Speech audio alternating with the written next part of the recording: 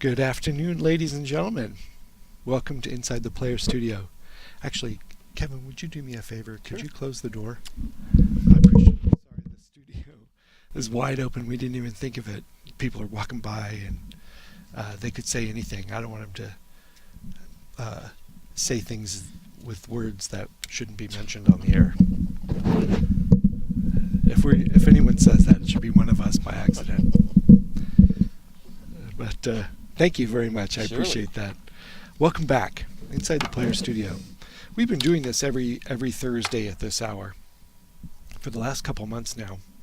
But we have a break coming up because we've got, we're good next week.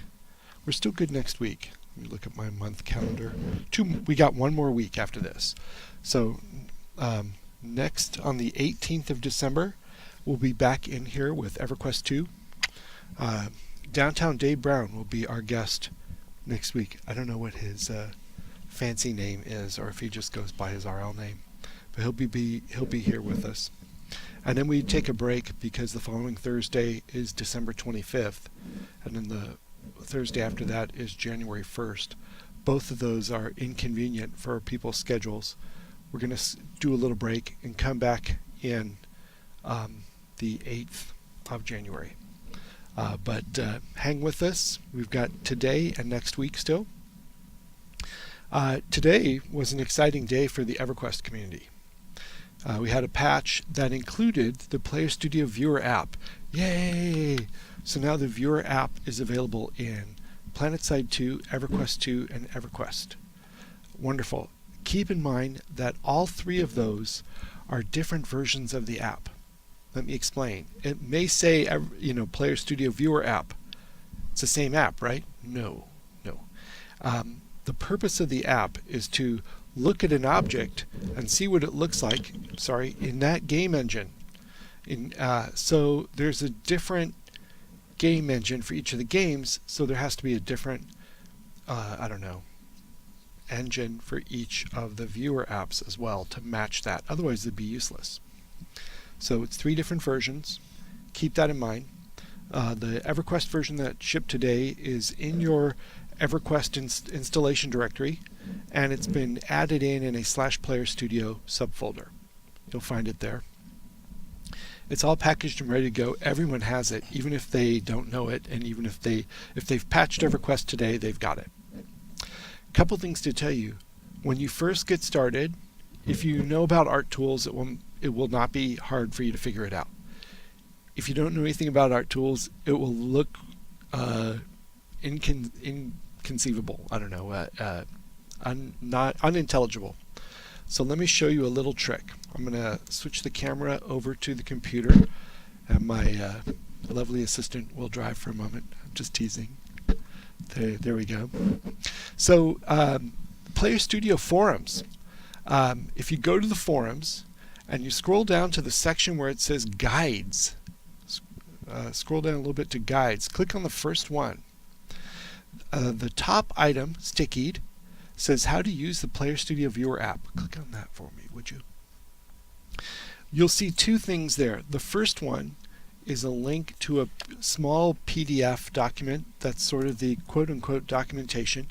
It's not very much. It's just a little basic thing and tells you what each piece is in the app. And then below that are our very talented gentleman here in the Twitch chat with us today, Jerry DeShant, very kindly made us a helpful set of tips for getting started. And what I did was I linked it in here in the guides section. Would you be a gentleman and click that for me? What we did is, and this takes you back to his post. Thank you again, Jerry. And take you back to his post where he says, here's how you just get started and you'll have less difficulty than some of the first guys did. Bravo. Thank you very much. We're on a little bit of a delay here for Twitch, so he hasn't acknowledged anything. Yay! Okay, there. So I wanted to show you that piece. There's actually one more piece I want to show you. Would you go to the tab 3? If you're looking at the Player Studio forums again, and you go to the section called General Discussions there, and click on that. We have the third thread there says Official Player Studio Viewer App Feature Request List. If you start working and you're going through and you go, I wish it did X or Y, or why doesn't this make coffee for me while I work so I don't have to get up? Or whatever you can come up with. This is the thread where we are asking you to stop for a moment, jot down what you just thought of, tell it to us while it's fresh in your mind, and then go back to what you're doing and keep adding them in. Just add a post to the thread. We actually had a meeting today, this afternoon, about the ones that are already in the thread, put them in a spreadsheet and started working through them and talking about them. We're going to go over them again with any new ones that come in on Tuesday afternoon next week. So if you can kindly put some more in there, we appreciate it, and we'll look at them from time to time and update our spreadsheet. But we need a batch right now to go with next. So the early birds are going to get the worms here at the moment. So if you guys can put a few items in there, thank you very much. I appreciate it. We still will have to go through and see, are these things possible, and how are we going to prioritize them in terms of what the players can use right now. So these are a couple things I wanted to show you. And now EverQuest is just getting started with this. PlanetSide 2 has had this a little bit longer now, just because of the timing of when they were able to put it into a game content patch. As a result, they have seen, and what they did was they had a really long queue of submissions that had not yet been processed due to the switch from one art director to the next. What they did is they asked players to go back with all their submissions and resubmit them through the viewer app. A big flood of them came in, and they have just been going through quickly, working through stuff. And I've seen so many things approved and completed today. It's been amazing. The tool has really enabled them to go a lot faster. Now, mileage will be different for EverQuest or EverQuest 2 because the natures of the problems that these things fix are different. But it's been a huge impact on PlanetSide 2, and it will have a very nice impact on EverQuest as well. So you will see. Much appreciated. You will have more control over your art. The quality of stuff coming in will be better. The guys here will be able to work on more of them in a given day, and it will people will be happy. I expect to see air quality and water quality go up on the California coast. It would be great. So very nice. Just wanted to give you these things and see, are there any questions in the thread here before I go on any further? Hot pumpkin spice coffee. Hello, Kevin and Rick. Yep, Azerthan, Orbi1. All right, good. We're good for now. Does that have to be farmed out to get done? Oh, no, it doesn't. It's another. I know what he's talking about. The feature requests that he's referring to, the feature requests in the thread. We have a tools department that is working on multiple tools, and the guy will rotate around to our tool and spend some time on it, and then go to the next one. So that's what's happening. I haven't looked in to see if those EverQuest 2 problems you had at the beginning got fixed, or if people just got workarounds for them or what. I didn't prepare that for this show, so I'll have to go back and look at that too. Okay. Kevin brought some cool stuff to look at from EverQuest. Do you want to put this away and bring up yours? Okay. We'll get rid of All right, that. cool. Oh, don't look at that other stuff on the desktop. It's messy. Oh, that looks cool. Except for the horizontal line there, which I don't understand why that happened. But I did this in a rush, so I didn't really double check. Dude. All right. Cool. So this time, I had some feedback after the last show, and so one of the things that came up was, gee, it would be nice if you we're going to run through that tip section again. So we'll just run through that real quick. We'll look at some cool stuff. We've got some internal weapons that were created that I think everybody's going to really enjoy seeing. And then we'll do some critiques of some weapons that we've received. We'll look through some housing environment aesthetics. One of the things that I heard back on was, to give us examples of current art direction kind of stuff. So hopefully that'll help. And then we'll look at some housing items and see how they fit in with that. And then just at the end there, we'll check out some really cool Frostspell robes that they've done really well. So tip-wise, before you begin, check the marketplace for opportunities. Like I said last time, we have about 1,000 wooden chairs and tables. If you're really called to do something like that, that's great, but it really needs to be something that stands out. If you see something that maybe you wanted for your house that it doesn't exist, that's a great place to start. Before you start, research your item. Do some, look at some reference. There's tons of stuff on the web to help inspire you. And look at the little details, the silhouette, the surface changes, the color. Last time I used the example of an apple, which isn't really solid red. It has different colors on it based on where the light is, and surface fluctuates, things like that. All those little tiny things are real cumulative and give your piece a quality of life, in the sense that it has a history and it's believable. Again, adhere to current day art direction, and we'll look at some examples of that here in a minute, and that should help. Rely on your forums for feedback. There's some really sharp people on there that can offer you a lot of help. And Absolutely. I got an example that I can show you later that would have definitely benefited from that. So some things to avoid real quick. We talked about this last time, alpha and translucency. Translucency is generally an issue for most rendering engines, game rendering engines. It requires multiple passes, and oftentimes it doesn't sort properly, so you'll see flickering, and it's just better off to avoid that. I'm sure you're not going to be happy when your item flickers against something else, and we don't like that either. So, 1-bit alpha that you say uses to trace a leaf's edge or something like that, that's fine, but avoid the translucency. Avoid weapons with tight grips. We were just talking about this earlier.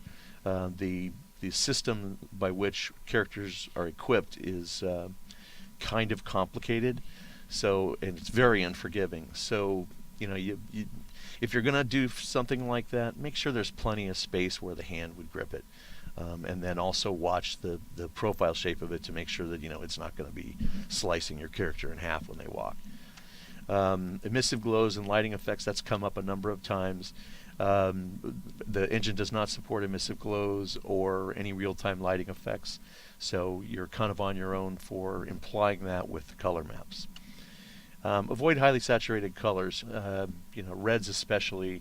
I know that early on we talked to a lot of people about this, but in the game engine they tend to be really bright. The EverQuest engine wants to make things real bright to begin with, so if you send in these searing hot reds, it's just going to be a mess when it gets displayed. So, mute your colors back a little bit. Color variations. Avoid sending 18 different color variations of the same thing. Variations are cool, but do something different with them. Give each one kind of its own character, not just, oh, here's blue, here's green, here's yellow. You're effectively competing with yourself in the marketplace.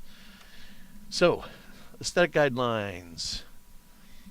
Something to think about. What's the story history behind this thing? How's it made? Who made it? What's it made from? How did it spend its life?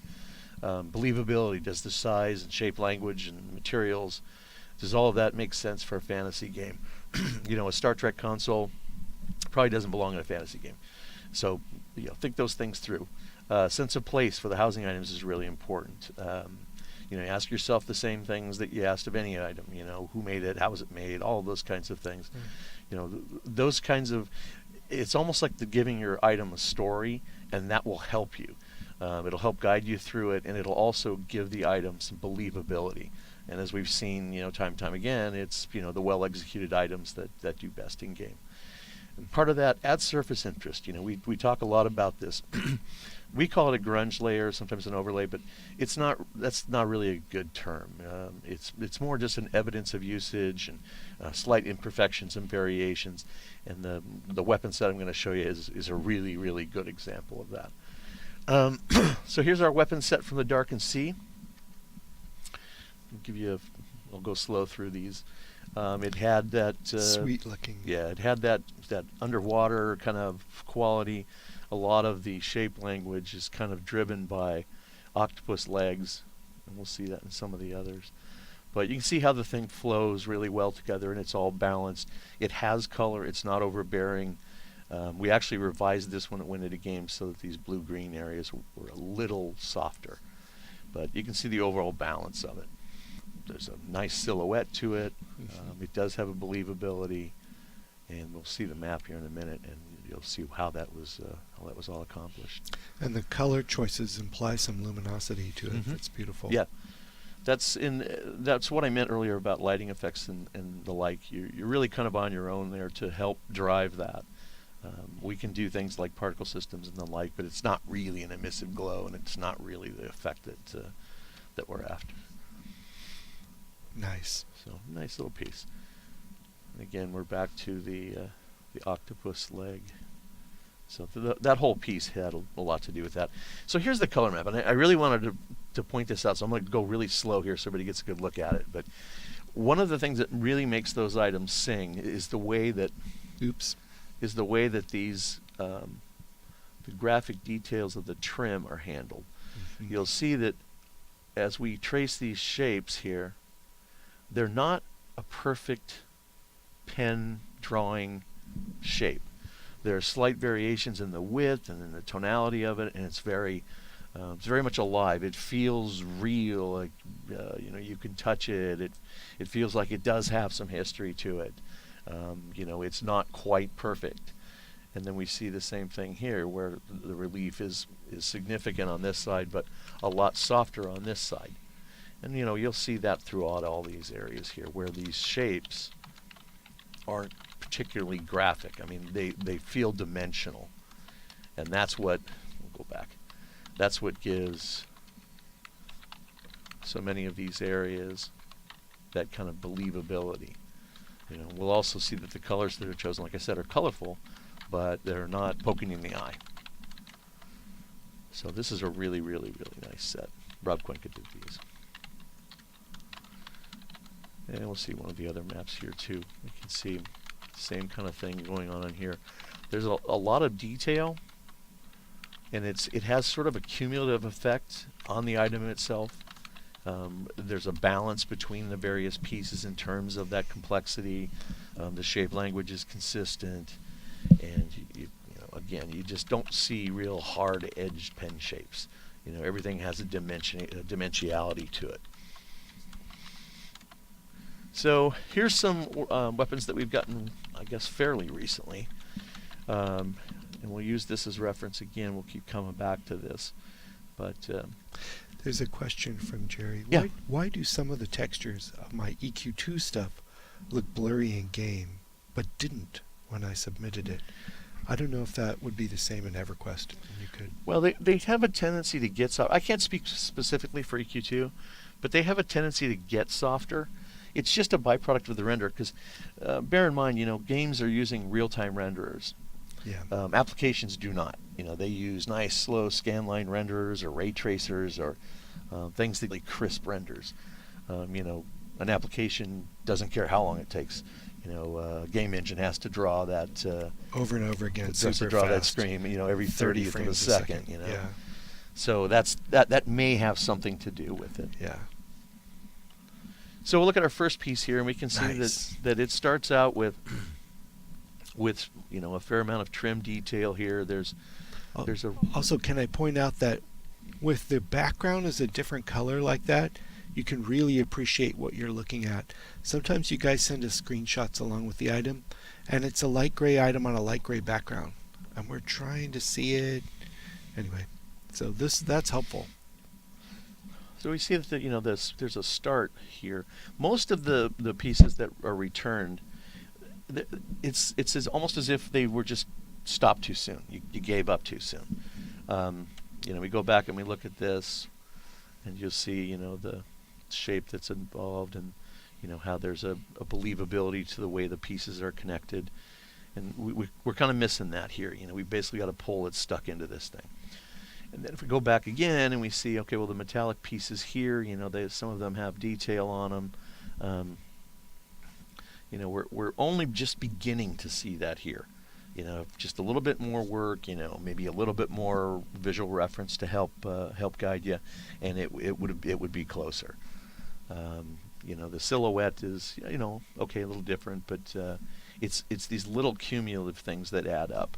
And again, if I could just urge everybody to do one thing, that's sit with your item for a little bit. Look at reference. Let it mature in your mind, and then think about these little things that are, like I said, so cumulative that they're what really make the item sing. So, and one more time, because I just never get tired of looking at this. No, me neither. So another nice piece that got started here, and we can see that it has the graphic detail here. There's some trim shapes and the like, but we see how really hard-edged and graphic it primarily is. There's just a hint of the dimensionality beginning here, but it's just falls a little too short. With what we see, in certain areas on this, where there's a dimensionality to the various components, and a material change that makes the grip area pretty obvious, and we're not really seeing that here. So again, just a little bit more time, use a little bit more visual reference, and just kind of sit with them for a while. It's everybody likes to finish something. I sure do. And you like to just, okay, I'm done. Sit with it for a while. You'll see something different, or something you wished you'd put in if you just look at it a little long, spend a little more time with the visual reference. Again, I'm never tired of looking at this. So we got some shields too, and kind of an interesting concept, but it's missing some things. There's a lot of real solid color. This has obviously been rendered, in some application render. So these, nice crisp render effects here probably aren't going to happen unless they're on the map itself. So, if like for instance the cap transition here, if that were just a little less hard-edged, it might start to be a little bit more believable. There's kind of a question here. It kind of sits in between the middle of, is this actually a mushroom cap, or is this some sort of reference to one? And because of the materials, it's really, there's this section here wants to tell you, oh yeah, it's a real mushroom cap, and the green area with its kind of stylized look doesn't really say I'm organic. So harmonize your colors, keep your surface undulation and details there, and use visual reference. Another one, same kind of thing. It's just kind of in between there. It's a little bright, a lot of flat color, and we're questions about the cap transition again. Just maybe a little bit more time would help polish those things out. So let's look at some interiors from the Darkened Sea, and in specific, this is designed to kind of give you a better feel for what the current art direction is, the direction that EverQuest is going. After 15 years, it's we're continually trying to raise the bar, push limits, find new things, and we all enjoy the nostalgic things from 15 years ago, and sometimes fool people into think they're looking at EverQuest next when it's just EverQuest. That's happened actually. I like it. But in chat today. Yeah, I mean, like I said, everybody really digs the nostalgic elements, but that in a visual sense, that's not really where we're going. Yeah. So here's some from the Darkened Sea. Here's some shots here that might help you understand a little bit more about the housing item. Now housing items in terms of color schemes. What's that? Now I want a beer. Now, yeah, we all do. But you can see the overall color harmonization of the scene. The wood planks here, there's variation in them. Nothing is, nothing came out of a Crayola box. It's all very harmonious and very believable.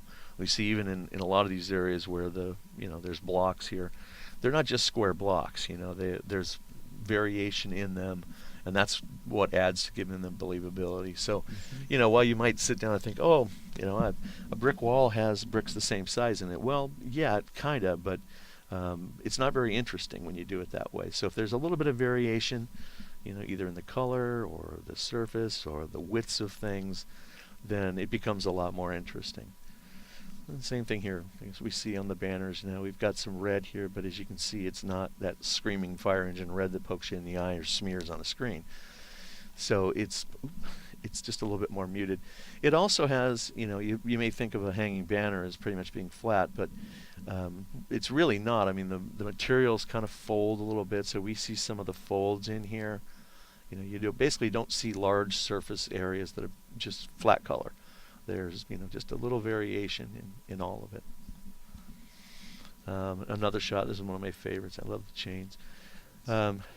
Same thing. You can see here, it's not just the lighting that's going on here, which is baked, by the way. It's not real time. You can see the variations here in the bricks and stonework, and how just the variation of it kind of gives it a life that just straight lines that formed rectangles would in the grout areas. And let's see, one more. Foliage. So this is, it's come up a few times in the past about foliage. This is, very colorful, but you can see it's not real bright. It's rich color, but very well harmonized throughout the scene. So when this comes up when it's come up in the past, we've gotten everything from lollipop trees to, I can't remember what that other one was. I think it had gold on it or something. They're harmonized, they're believable. So you want to avoid the cartoony comic kind of side of it. So let's look at some housing items. This is one we got just recently, and again, off to a good start. We see nice variation here in the wood. Yeah. But, oops, stop using the mouse. But, but we see that the trim here is really kind of breaking down. It's pixelated and kind of hard-edged. It would benefit from some of those techniques we saw in those that weapon set where there's, it's got dimensionality. It's not hard edged like that. We don't have the stair stepping, so we want to avoid that. Same thing, there's kind of a disconnect between the book and the chair itself. First of all, I actually have that. It's kind of hard to know what the story is on this thing. Why is this book sitting on a chair? That's something that maybe could have been defined ahead of time.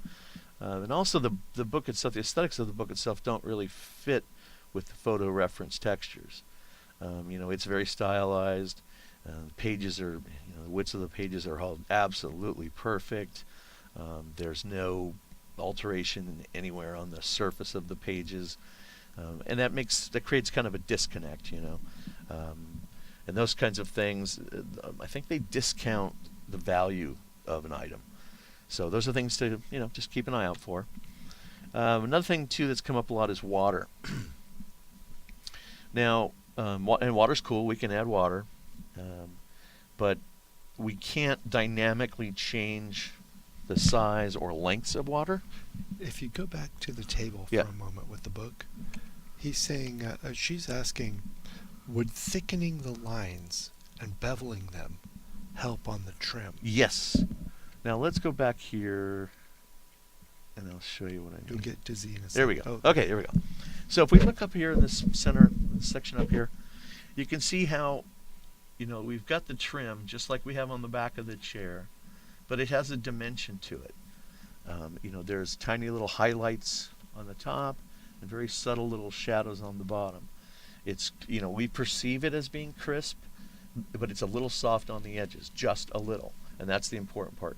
We also see that there are fluctuations in the color.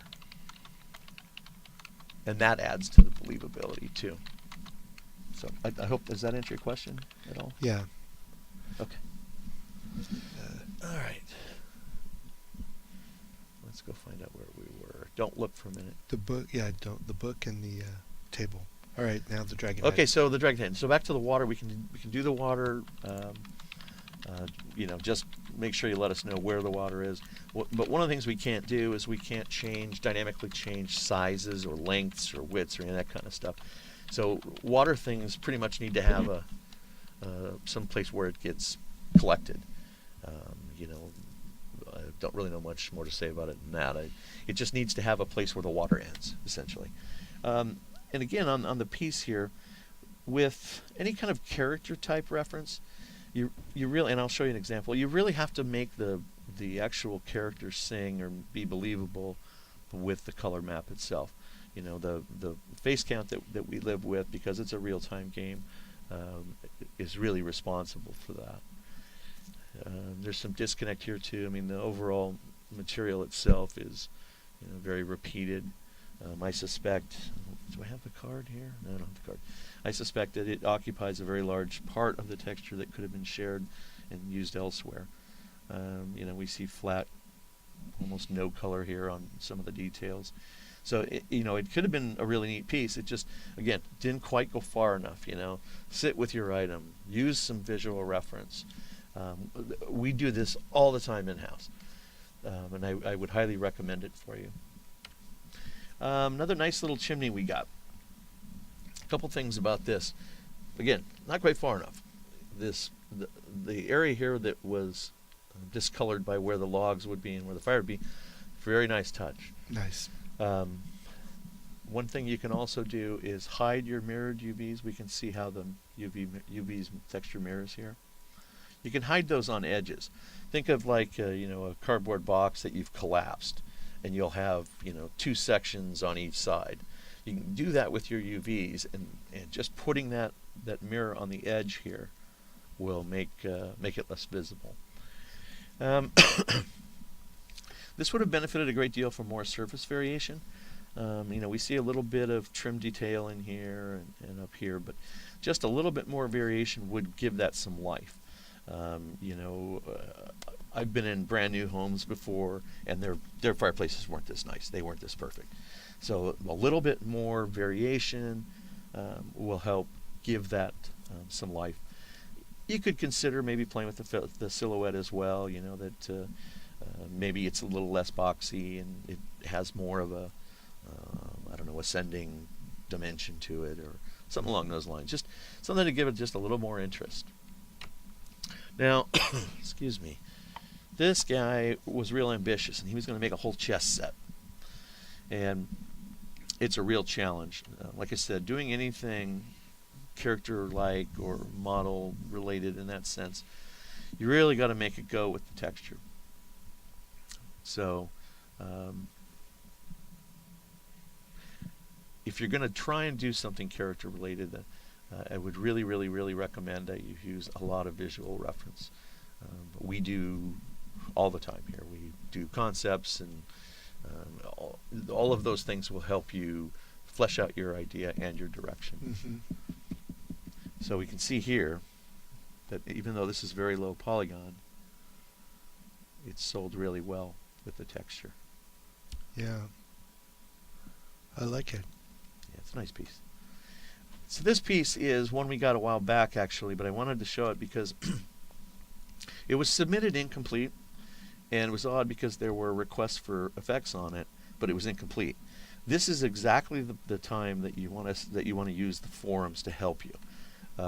You know, there's, like I said, there's a lot of really smart people on there that can be really helpful, help you avoid pitfalls and things that they've suffered through. So this is an example of an item that really needed to go to the forum first and not be submitted for consideration when it was incomplete. You know, just by comparison, you know, current day art direction, and the item's kind of a little bit distant from that. Now, a lot of people have submitted lots of small pieces. Bear in mind that on your plot, you have a limited number of slots to use these things. So make them useful, or count, or make them groups, or make them, you know, some kind of a center point, if you will. You know, if you were going to spread these leaves around underneath the tree in your front yard, you're going to need a few of them, and that means you're probably not going to have anything else in your yard if you can do it. So it's just something to think about. And last but not least, we have here some Frostveil robes, and they've done really well. Yay! And these were clever too. Some of them were, you know, tied to existing in-game items. So you can really go out in style with some of this stuff. And then there's how it looks in game in our Frostfell character loading zone. Another nice one. One of the things I wanted to call out here is how well the folds are done, especially in the front here. And we'll see how that translates really well. Nice. More subtle things like this kind of linear reference in the fabric kind of flattens out a little bit in game, and it will also show that it's stretching a little bit. So being a little over the top on the folds isn't a bad thing. I want to go back one more thing here. Pay attention to where the edges match. I suspect that there was a little highlight trying to be generated here to differentiate between them, but they also get a little soft. So kind of just keep an eye on that. It's a really good idea to add the highlights and little shadows for dimensionality's sake, but you just got to make sure it doesn't get too soft. All right, and our last one, the snowman. Who doesn't love the snowman? And it goes great with the snowman head. And here it is in game. So it's another example too of watching your the brightness of your textures, but I think this works pretty well as snow. Wow. And that's it. That's all I got for today. Any questions? Will EverQuest 1 ever have a housing item count increase? That's a good question, and I don't really know the answer. Part of it has to do, or most of it has to do with the footprint, the playable footprint of all this stuff. If it at some point, if it goes up enough, everybody has to buy new machines. Yeah, the minimum spec of the game would go up. So that's one of the things that we fight against. We definitely don't want to make everyone spend a lot of money to buy a new computer if they don't have to.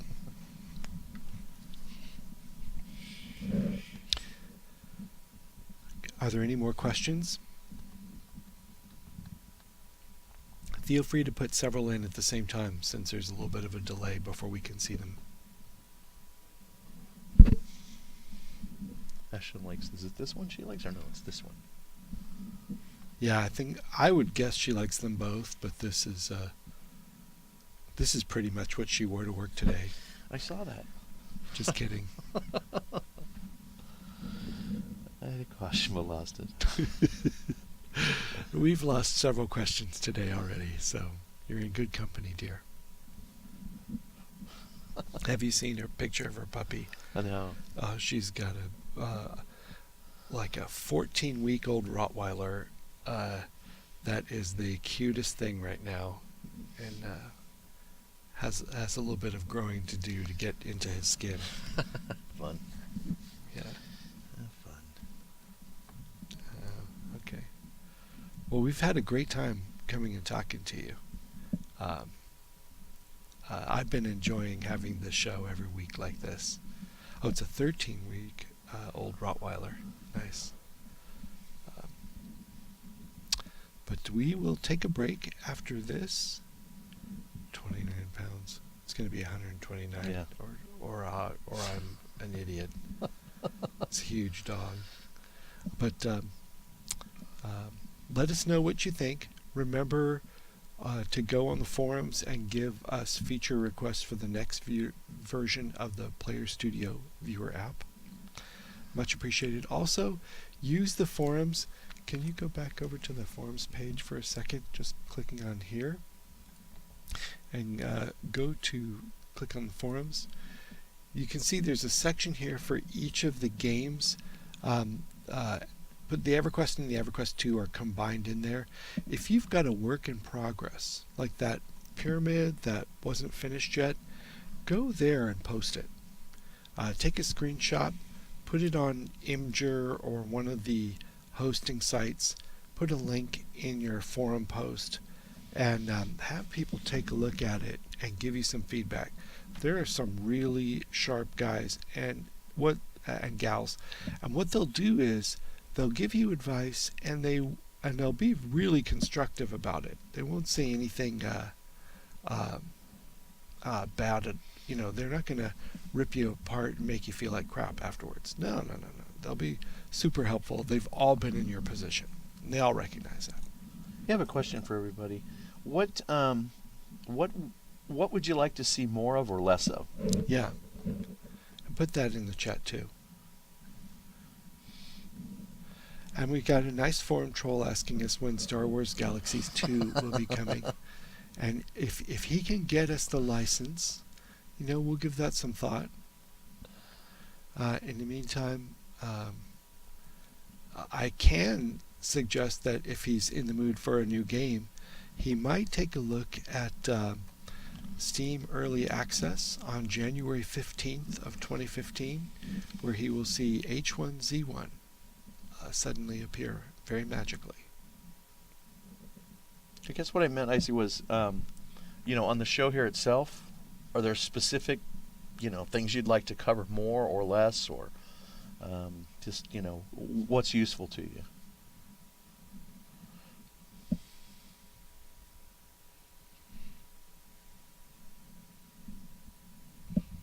We need music.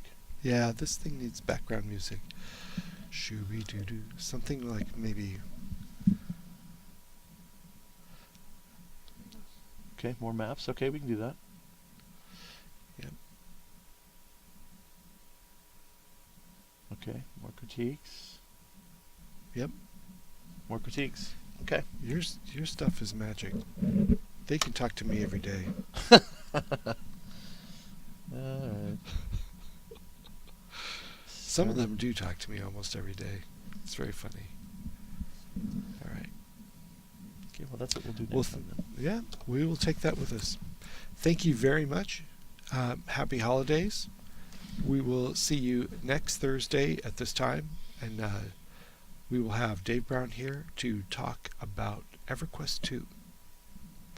And having a great day. Thank you very much. Thank you.